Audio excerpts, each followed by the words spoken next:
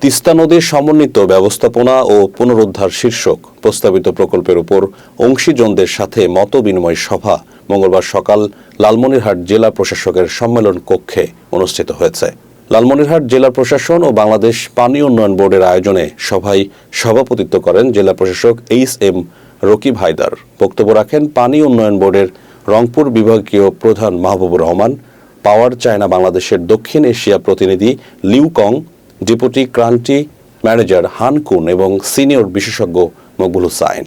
সভায় তিস্তা নদীর সমস্যা নিয়ে ডকুমেন্টারি প্রদর্শিত হয় এবং প্রকল্পের মাধ্যমে তিস্তা খনন, তীর প্রতিরক্ষা, বাঁধ নির্মাণ, জমি পুনরুদ্ধার, শিল্প পার্ক স্থাপন, জলাধার নির্মাণ ও স্যাটেলাইট শহর নির্মাণের পরিকল্পনা জানানো হয়। পরে স্থানীয়রা মতামত জানিয়ে তিস্তা মহাপরিকল্পনা বাস্তবায়নের দাবি জানান।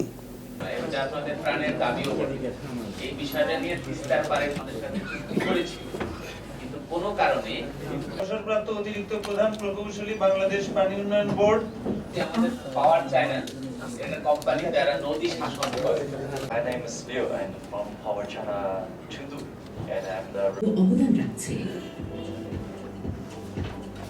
৬৩ মেগাওয়াটের উইন্ড ফার্ম প্রজেক্ট স্থাপন করেছে, যা বাংলা বহুমুখী সেতু নির্মাণ ট্রেনিং ওয়ার্কস বর্তমানে বিশ্বের বৃহৎ floods during rainy season and poor anti-scourability of the riverbed. The collapse and erosion often occur. আমাদের দেশে যেমন গ্রুপ অফ কোম্পানিজ থাকে তার মধ্যে Beaches is between Tista Barrage and Waibucha Bridge. এবং প্রকল্পের সুবিধাভোগী এমন লোকজনের সাথে আপনারা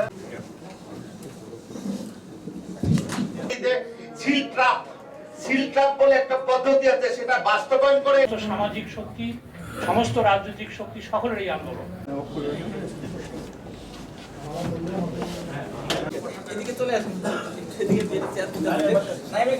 নিরাপত্তা মানে প্রজেক্ট ম্যানেজমেন্টের নিরাপত্তার জন্য কি কি করবেন এইটা একেবারে জলঢাকা যেরকম পাইছে, দিনাজপুর যেরকম পাইছে, নীলফামারী যেরকম পেয়েছে, ঠিক এইভাবে আমরাও পেতে চাই।